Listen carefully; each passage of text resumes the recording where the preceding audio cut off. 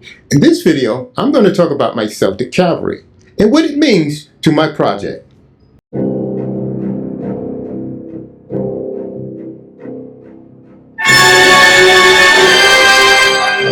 Gallic part of the project is done.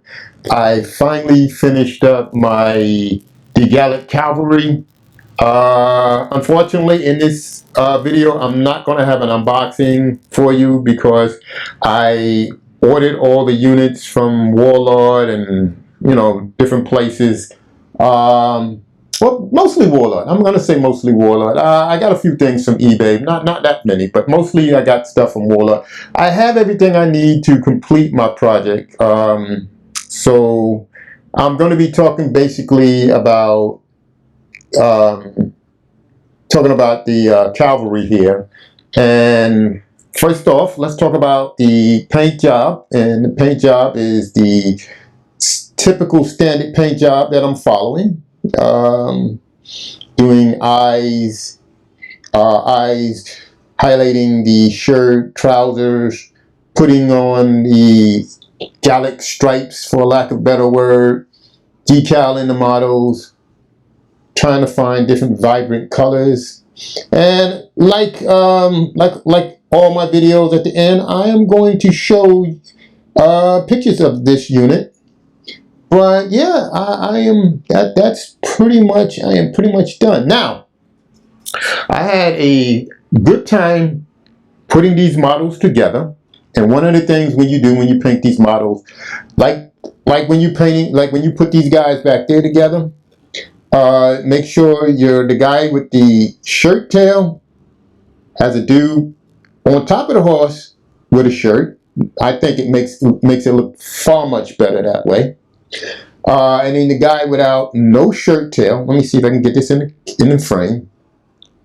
Come on. Let's focus. These phones, come on. Well, anyway, I'm going to leave. The guys without a shirt tail would be great with no dudes, with the dude with no shirt. And you want to put the guy with chainmail. Hopefully I can get this in the frame. Hopefully, Lord willing. Guy with chainmail at the bottom here. You want to make sure the top has chainmail. And I think if you follow that, I think your models will come out looking rather good. Looking like you took the time to put them together, in my opinion. Because sometimes they look a little weird. I like this guy with the striped shirt on. I had a lot of fun painting up the striped shirt dude. I had a lot of fun painting up all these models, to tell you the truth. Putting these models together was fairly easy. It wasn't hard to put them together. Straightforward. Painting them was easy. I enjoyed the paint process on these models. Basing them, I never talk about basing. Basing them was kind of easy. Had no issues really basing them. Decaling the shields, easy, not bad. The only thing I have a problem with, now I'm going to talk about what I don't like. Well, one, again, the sculptor did not put any reins on the horses. I'm not sure how these guys are steering their horses. And I had to fix a tail on one of the models. So I had to fix this guy's tail. And I don't like metal models. That's another thing I didn't like about the project. They were metal. And sometimes working with metal could be a little difficult. Working with plastic is a little bit easier, and that's just my opinion. But for the most part, overall, it was pretty easy putting these models together and painting them. And the cleanup wasn't bad. You didn't have a lot of flash on these models. They come in pretty good. But other than that, yeah, the process of putting together and painting these models were fairly simple.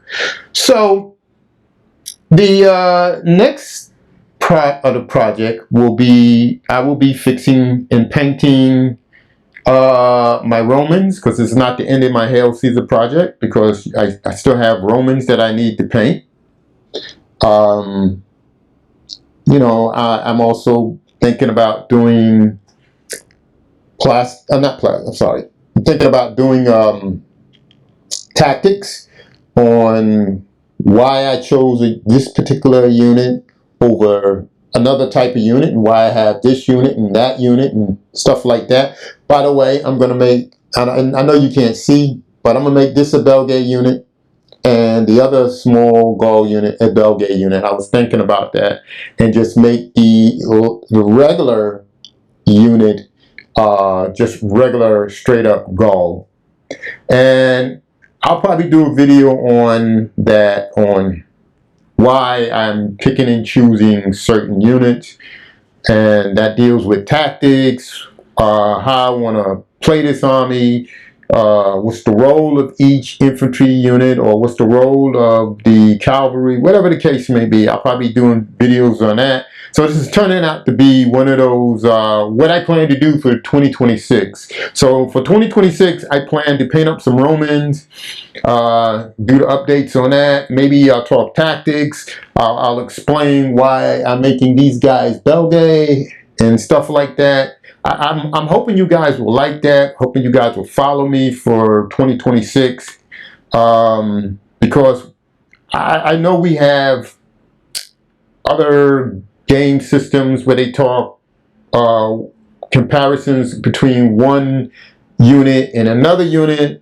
but you very rarely see that in historicals, and you don't really see it in Hail Caesar. Hail Caesar is more than just putting models on the table. I'm even going to be talking about why I think Hail Caesar would make a better tournament game than Boat to Action. That's a video I'm going to do down the line. I'm not going to do that right now. I'll probably be even talking about certain other games, and I'll probably be talking about other subjects. You know, this is still a wargaming channel. Hail Caesar is just part of wargaming. It is not the war game, just like Warhammer is not the war game. So I'll probably be talking about other stuff, hopefully this year. And like I said, hopefully you guys will follow me. Usually I don't do this, but you know, speaking of following, if you want to support my channel, I have a buy me a coffee. If you want to support me financially, you can do that. You can always like, subscribe, and share. That helps out a lot. And if you like, and hit that like button or dislike button, YouTube don't care. The algorithm don't care. I just need you guys to, you know, leave a comment. Hit one of them buttons, up or down, don't matter. Just give me some interaction so I can flip the bird to YouTube's algorithm. So, but yeah, but pretty much that's it on this one. So I'm gonna have pictures of my cavalry unit. Because you know, I'm using my phone to make these videos, and sometimes the phone doesn't pick up all the detailing like I like, and show you things that I've done to the models. So at the end of the video, I will have pictures of my cavalry unit, and I'm just happy I got this done. I mean, I got 3 infantry units back there, 3 war bands back there. Let me see, make sure. I got 3 war bands here, 1 there, 1 there, and 1 there, and I got my 4th unit, which is a cavalry unit, and I got skirmishers. You exclude your skirmishers in part of the division.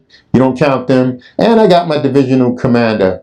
So you can color this part of the project done. My goal was to make a Celtic division, and I think I accomplished it.